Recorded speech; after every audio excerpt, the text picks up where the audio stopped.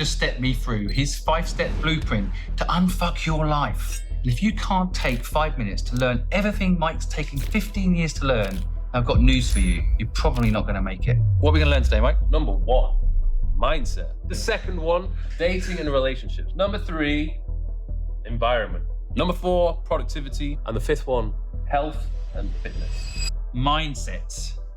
So the first point is just having an understanding that the beginning is probably going to suck.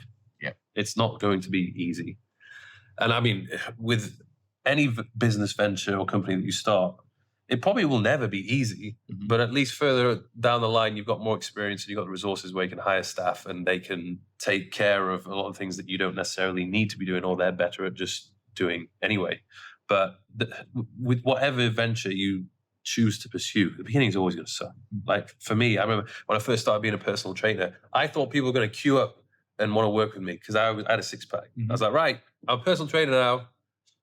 Silence. Yeah. Nobody cared. Yeah.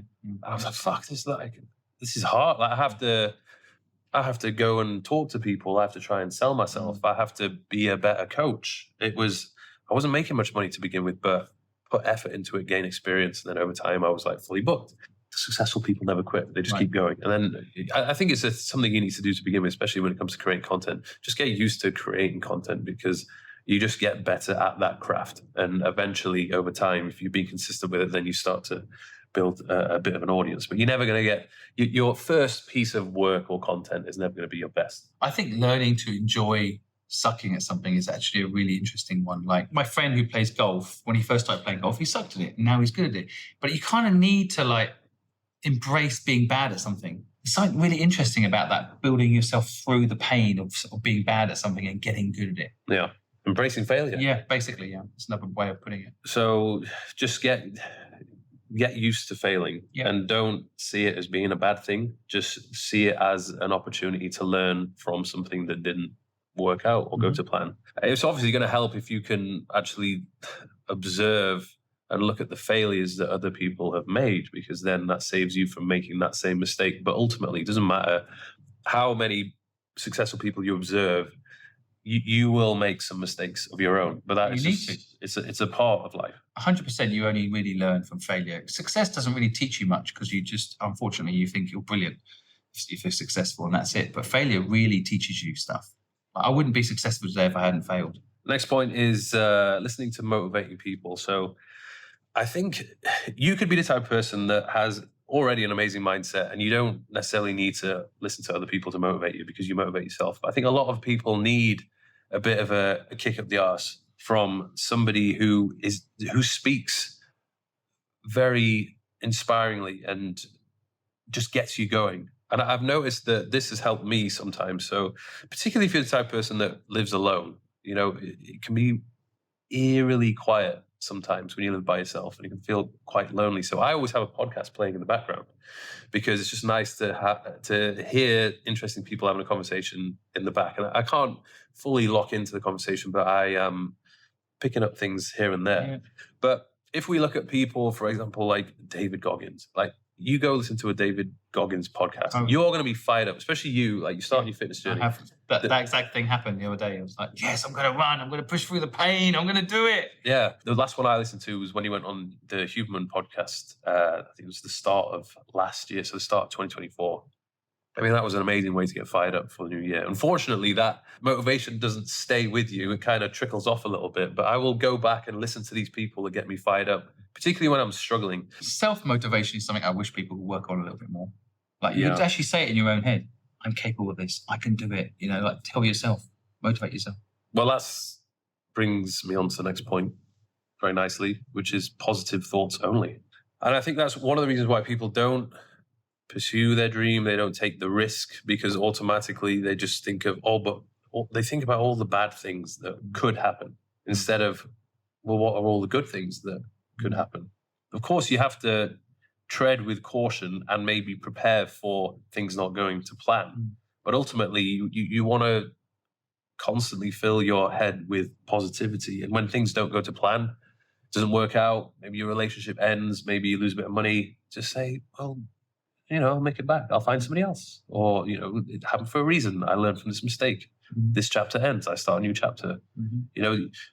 How you approach a problem or a challenge or something bad happening has a massive impact on your well-being and how you will take action after that. By the way, it's a way of helping you take risk. Because if you think about the negative, the worst thing that can happen, if you start making content and you put a video up, what's the worst thing that can happen? A few of your friends laugh at you. That's the worst, right? But what's the upside? Well, the positive, focus on that more, because the upside could be the video gets 1 million views, your product sells, you suddenly can quit your job, you can do what you love. If you give more emphasis to the positive, because again, I think someone else's quote, but they was like, more likely the stuff's going to work out better than you thought than it's likely to turn out bad like you thought. Yeah. So the upside's more than you think and the downside's less than you think. Next point, address your weaknesses. Okay, so again, be very honest with yourself and just decide what things do you currently suck at, which you need to work upon in order for you to maximize your rate of success. Addressing your weaknesses is very important. And it's going to be different for everybody, depending upon what it is that you want to do with your career. Was there anything that you were not necessarily very good at to begin with? Well, I was just thinking about as you're saying again, like, interestingly, I'm really good at business. Like, I genuinely think, without being arrogant, I'm good at business. I wasn't always. At 15, I knew nothing. But I do think my health and well-being is my weakness. I need to spend more time being healthy because I can't continue to be good at business if my health isn't 100%. So you can be really good at something, but if you leave your weaknesses and you don't address them, you can't continue to be good at that thing. Next point, believe in yourself. So this is kind of associated with positive thoughts only, but there's the positive thoughts where you're constantly telling yourself good things, but believing in yourself is something completely different. Like it's genuinely having this belief that you can do this thing that you said you were going to do. And I think a lot of people just don't have that belief. It's probably the number one reason people aren't following their dreams. Yeah.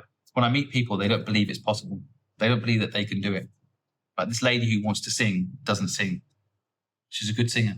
She doesn't believe in herself. People are going to laugh at her when she sings. How do you get this? How do we give this? How do we give this to people? I ask myself this because when I look back at my life, I've thought I can, whatever it is that I want to do, I've first of all thought I'm going to be okay. That my life is not going to end. Like whatever happens, I'm going to be okay. And second of all, it was almost like I believed I could do it, but also that I deserved it. I deserved it for myself. Is it a parental upbringing thing, do you think? If you think back, your parents very supportive? What's giving you this? I think so. I mean, there's obviously the very early years I can't even remember, but I went to a good school. I wasn't necessarily showered with the words "you can be anything that you want to be," but it must have had something to do with it. I think a lot of the reason why people don't believe themselves has to do with their upbringing to some extent. Maybe something has happened recently where they just don't feel like they can do it. But it's this, like you said, it's one of the biggest things. But how do you get people to think you can do this? I don't know. I was just thinking, is it having no choice but to believe in yourself? So if a lot of people have time to doubt themselves, and if they don't believe in themselves and they don't sing, then life's still okay. Yeah. Life won't be too bad. They kind of need to have no choice but to believe in themselves. Yeah, I don't think I believed in myself at 15. I think when I had no choice but I knocked on that door and I managed to get a customer and I managed to start a gardening company and slowly I believed in myself. I think sometimes you've got to have no choice but to believe in yourself.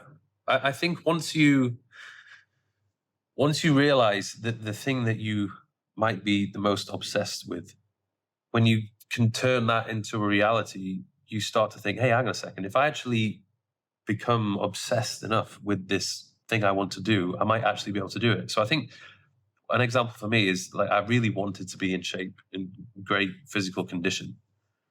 And when after a couple of years of going to the gym and doing it and looking at myself in the mirror, I was like, hey, I actually freaking did it. Like after a couple of years of doing this. And I'm like, okay, well, if I did that, what else can I do? Interesting. And I've noticed that from everything that I've done in my life, it sounds ridiculous, but I do believe I can achieve anything that I set my mind to, but I have to want it badly enough. There's lots of things that I've wanted to do, but realized I don't care about it enough for me to actually make it a reality. Well, you can't be consistent because it's not important enough to you. Yeah, if I set myself off to do a task, I know that I can do it, but I will have to put everything into it. Okay, and I think that's the case with most people. If you want to do something, you can make it happen, but you're just going to have to put everything into it. Another thing which I think is quite important is make quick decisions. Now, of course, you have to spend a bit of time thinking about a decision that you'll make. But if you dwell too much on a decision that needs to be made, progress is going to be very slow. But some of the most successful people in business is they make a decision quickly. They don't waste too much mental energy on thinking about this decision which needs to be made. Yeah, again, a lot of times, if you've worked out a business you're thinking of launching, if you spend too long thinking about it, you definitely won't do it. Yeah. Like my book, when Penguin said, do you want to do a book? I didn't hesitate. I said yes. If I'd known how much work was in it to write the book, to publish the book, I probably would have said no. I'm glad I just said yes. Yeah. And the last point, again, probably one of the most important, similar to believe in yourself, don't give up.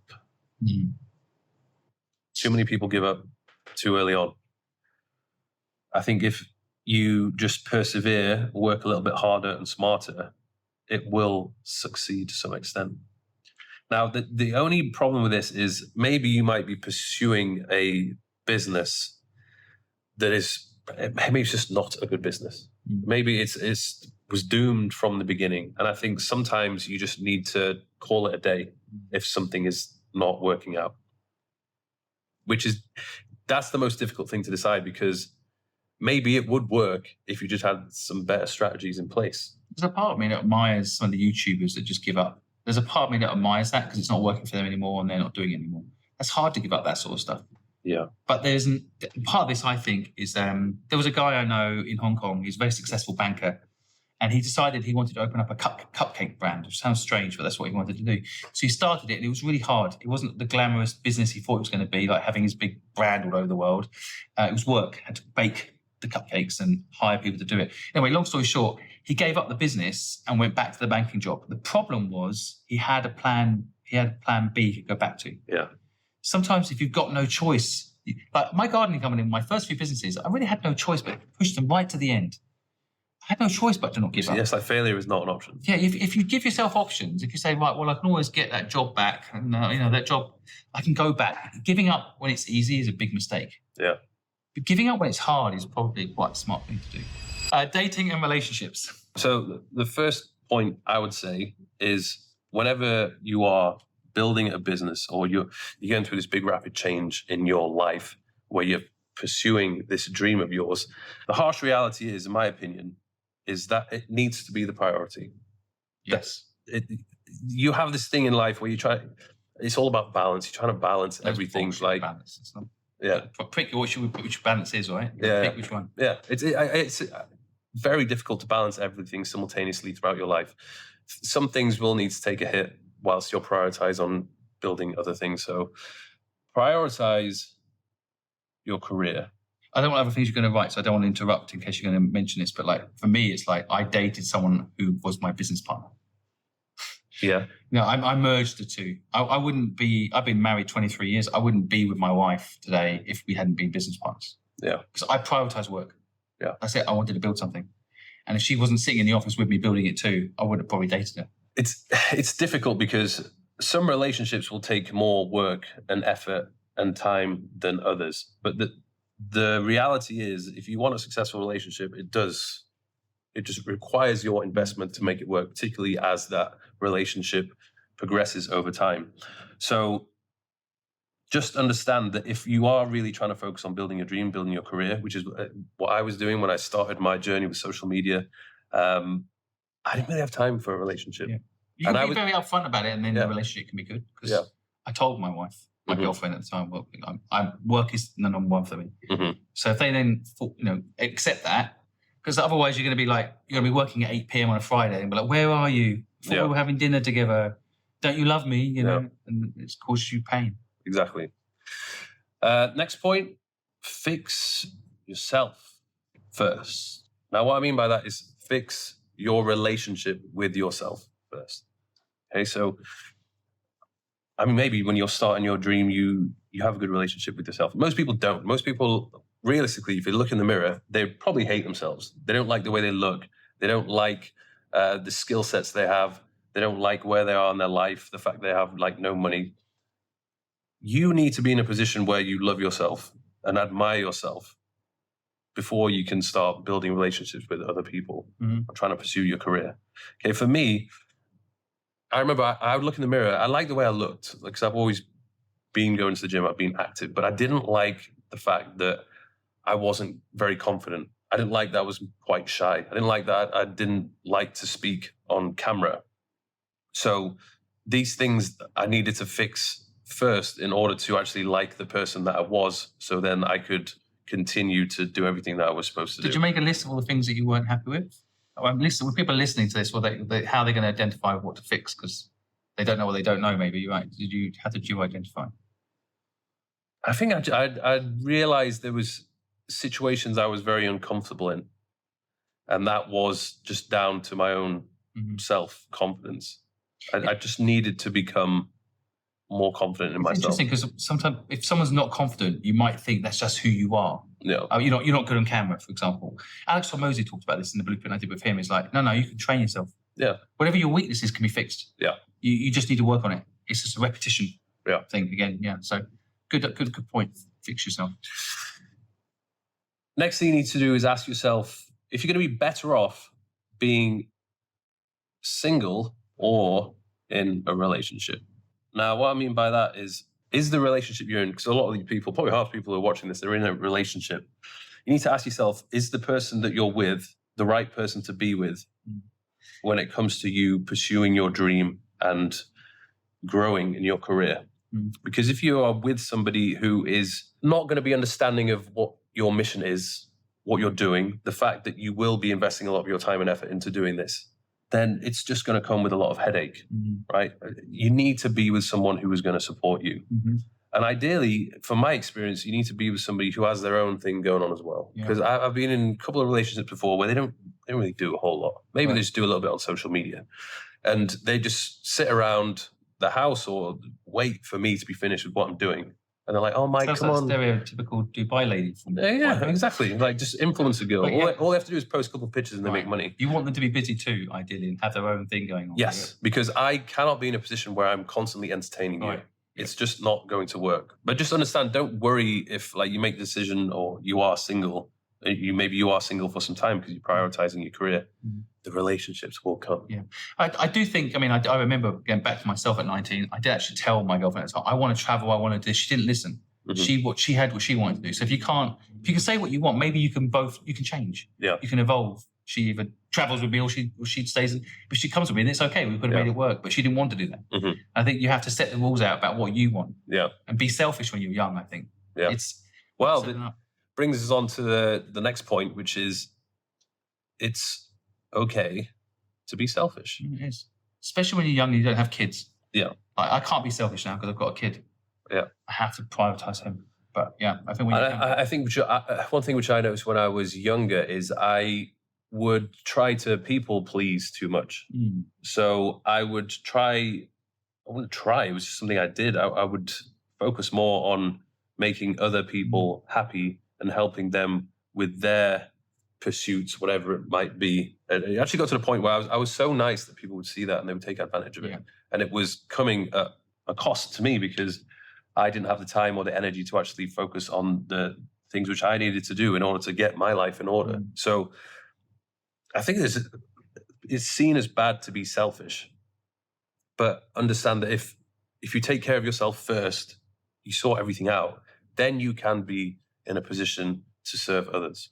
Learning to be alone. One of the best things that I could have possibly done for my career was to move to London and get a place for myself. I had spent the previous not 10 years, maybe 6, 7 years living with people in shared accommodation. And what I noticed when I was always living with other people is I never really had time to myself. And you need that time to yourself to actually think and reflect and to plan and to just have conversations with your inner self.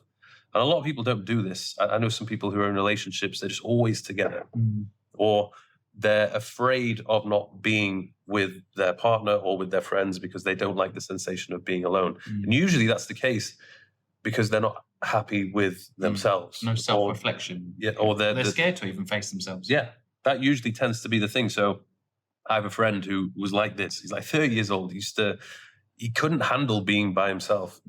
And what he did recently is he's still in a relationship, but he went to Bali and he just locked in and forced himself to be alone and just to work on himself and his career. And it's probably been the most productive couple of months he's ever had in his life. And now he's at a point where he's like, actually, I love being alone. Like I no longer feel the need to be with someone all the time because I thought it was this person that made me happy. But in reality, that was not what I needed to be happy. It's actually me being more comfortable with myself. And of course, he has all this extra time where he's not being distracted, where he can think, he can listen, read, self-reflect, and it's done absolute wonders for him. So don't be worried about being alone. If you've never been alone before, just try it.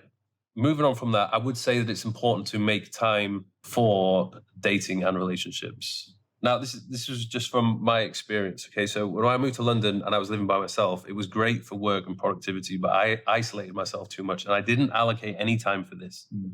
So I actually noticed that it made me a little bit sad and depressed and affected my mood. So although the career is the priority at this point in time, I would recommend setting some time aside to just go on dates, or if you are in a relationship, make time for your partner.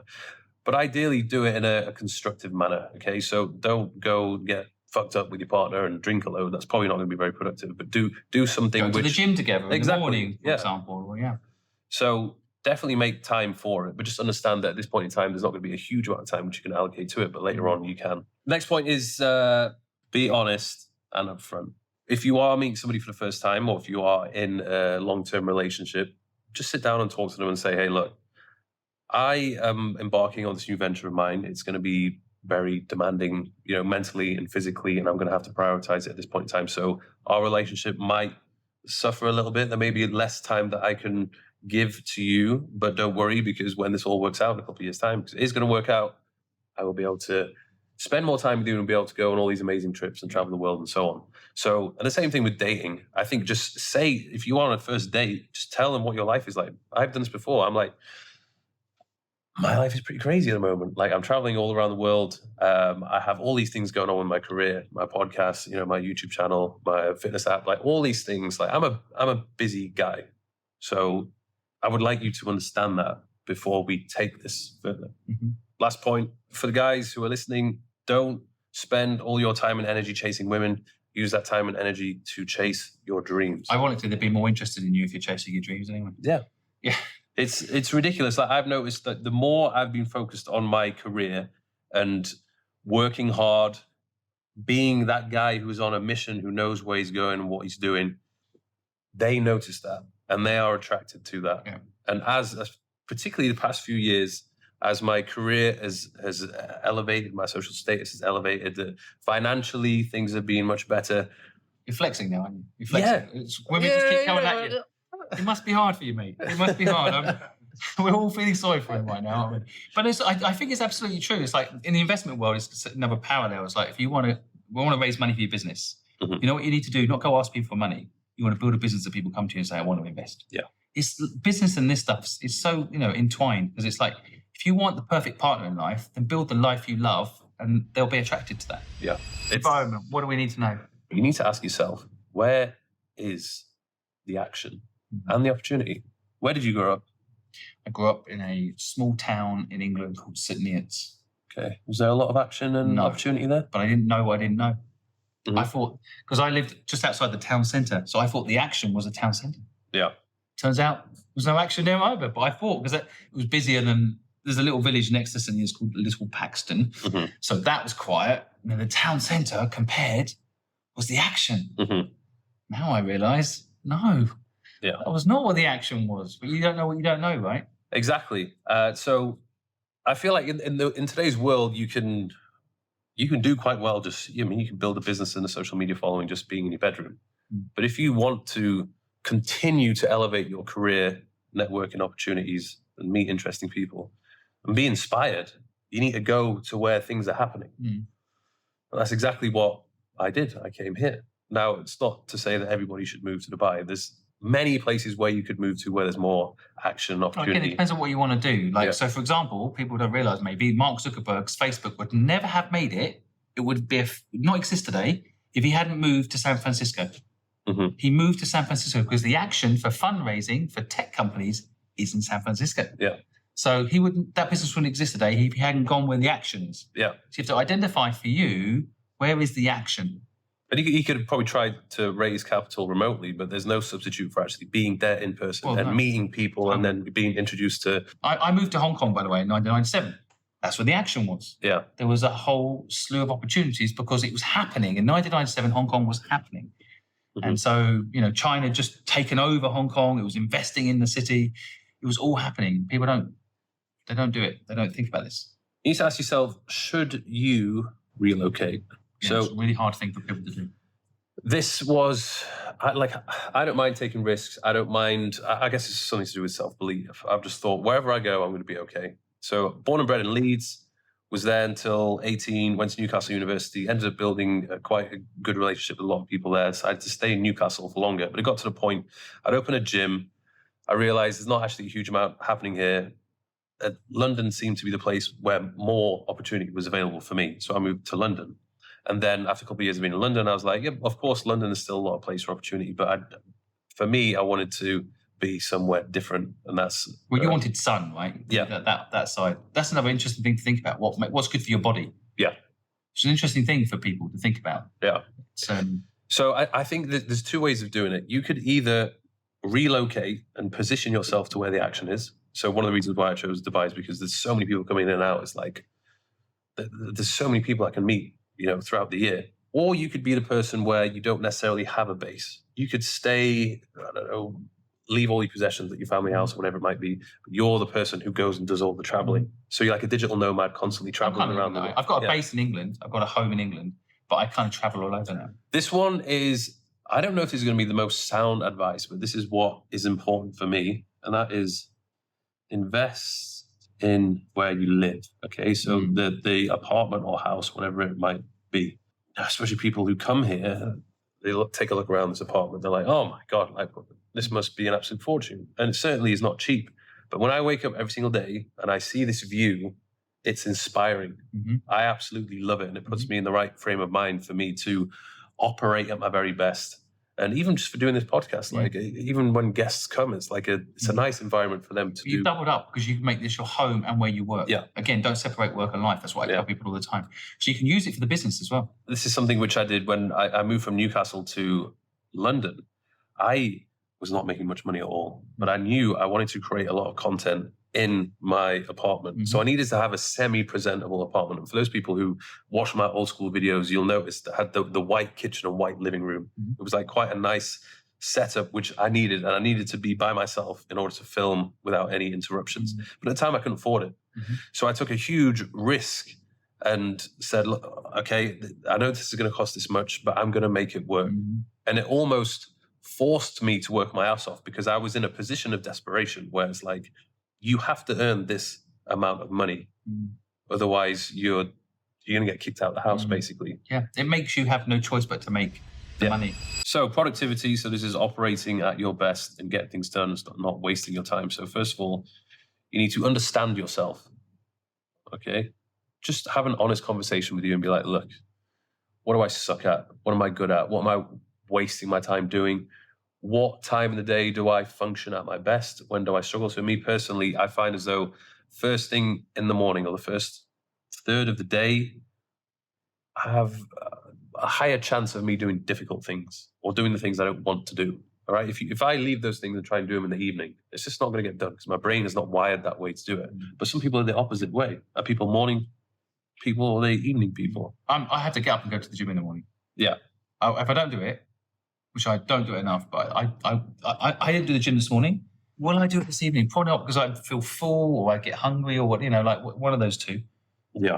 Just because one person said, oh, this is the best way to do it, doesn't mean it's the only way to do it. Got to know yourself. You need to understand, like, what works for you, what doesn't work for you. And the same thing with work. Like some people work really well with other people around them because they bounce ideas off each other and it just works. But for me, I can't focus when there's loads of people around me. Like my best work is done when I'm alone and there's no distractions. And I've noticed as well, like here in Dubai, I'm 4 hours ahead of the UK. God knows how many hours ahead I am of America. If I wake up early, peace. Everybody's asleep. So I can focus and do the thing which needs to be done for a couple of hours. I can lock in before my phone starts getting bombarded with messages. So you need to understand that.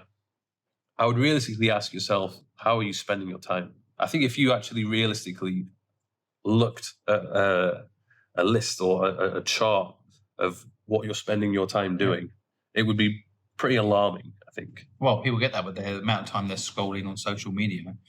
Instead of learning and doing, giving themselves knowledge or looking after themselves, they're scrolling all day long. Pointless content. Like, your phone does it sometimes, but it says, this is how many hours per day you spent looking at your screen last week. And you're like, oh my. Do you know, I just interviewed Ali Abdal and he said that he was a full-time doctor, right? Yeah. He built a YouTube channel. Yeah, he's been on our podcast. Okay. Yeah. Oh, I didn't know that. Yeah. And but he said one thing that stuck out. He was like, I said, how did you become a YouTuber while being a full-time doctor? He said, all I did is cut out watching TV. I didn't watch TV and I used that time to build a YouTube channel. Yeah. That's simple. So this point, stop wasting time. I mean, not all of your time is going to be wasted time. There might be some activities which are not productive, but it might be good for your own relaxation, well-being, and so on. I don't know. Like if you're watching TV, you could be watching something which is completely useless, or it could actually be a really interesting documentary or a YouTube video like this. So just decide on the things you're doing. Is it genuinely helpful in some way, or is it actually just a waste? There's nothing worse for me when I commit to watching a film. So I'm like, if I'm going to watch a film, this is like an hour and a half, 2 hours, right? This needs to be a good film, otherwise I'm going to be pissed off. So I check the reviews before to see if it's actually a good film. Because if it's not a good film, I'm so annoyed that I've just wasted 2 hours watching a shit film. Next point, create a schedule. So we kind of mentioned this a little bit about you have to make time to do these things which actually need to be done in order for you to execute this plan that you have. Okay, so if we take, for example, content creation, you don't just accidentally find some time to create content. You really need to put some time aside to decide, okay, we're going to be filming this specific piece of content for this platform or platforms. And I've noticed it's something which I have to schedule it, because if I don't schedule it, it just doesn't get done. Other things will get in the way. I think I schedule like time with my wife. Yeah. I schedule like when I'm going to eat. I schedule when I was like to go to bed. Yeah. Like literally try to put all of it in your diary. Some people like to do that. They would have the whole day planned out every single hour. At least try to allocate some time. And that, for some people, maybe that's what they need to do. I find that quite hard. Like I like to have a bit more flexibility. So what I do is I'll list out, okay, so there's certain things that need to be done this week. These are the days when I'm going to do it. And then I can, be a bit more flexible with it. I think having goals in general for the week and then putting in when you're going to try and get them done is pretty cool. Yeah. Think. If you have days or set hours where you will tackle particular tasks, that's great. And the thing which I've noticed is, as I've tried to take on more responsibility of the podcast now to do as well, it's like, okay, where am I going to find this extra time? I'm already busy. So it just means I have to be more organized and more scheduled with everything which I'm doing. Next point is do the hardest or do the most important tasks first. Now, maybe this is not applicable to everybody, but for me at least, I've noticed this needs to be done. Okay, if I put off the hardest, most challenging task and leave it to the end of the day, I either don't do it or I don't execute it as well as I could have done had I tackled it first thing in the morning. But that's because I understand myself. I understand that my brain is wired in a way that I can handle the more challenging or mundane tasks first part of the day. Okay. And then once I've done that, then I will go to the gym because it requires less mental focus. I enjoy it a little bit more. And then later on in the days when I'm a little bit wiped out, I do more of the chilled stuff like social media stuff, things which, it takes time. I don't find it that difficult. Okay, so I structure my day where I'm doing the hardest and most important tasks first. Oh my God, I've got some great news, guys. Thanks to you and your support of this channel and what we do, this book just became the #1 book on the Sunday Times bestseller list. #1, because you bought it and you supported our mission to fund people's dreams and help people do what they love. You can now go review it on Amazon. If you enjoyed the book, go review it. The link's down below. It will make a hell of a difference. Thank you so much for supporting what we're doing. Let's get back to the video. Right, health and fitness. This is something sitting next to you. I know you know a lot about. So with this topic, a couple of things we need to go through. Okay, the first step you need to make is to join a gym or invest in some home equipment. So I think this is the tricky thing, because if you have loads of money, then you have the luxury of joining lots of different gyms and joining more the premium gyms, which obviously if you go to a more premium gym, it's just generally a better experience. Investing in a home gym could be a good thing to do, particularly for those people who work from home. Maybe I think this is particularly for those people who have a family, they want to spend more time with their family. If you can just literally go into another room, work out 45 minutes, and then get back to doing what you want to do, that could be the thing that would be suitable for you. And it's really not that expensive. People see these videos of everyone making these home gyms costing 50 grand, 100 grand. I just spent 50 grand on my gym at home. So it's probably a pretty good gym. Yeah, but I know exactly what you mean, though. Like another friend of mine, he just basically turned his living room into the gym. Yeah. Which was pretty cool.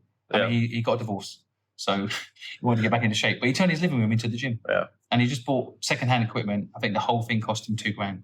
This is the thing. When I started off doing this, when I had a membership at the university. I went to Newcastle University. Every time I came back home during the holidays, I had no gym membership, and there's no gyms around that would do like day passes. So I invested in literally an adjustable bench.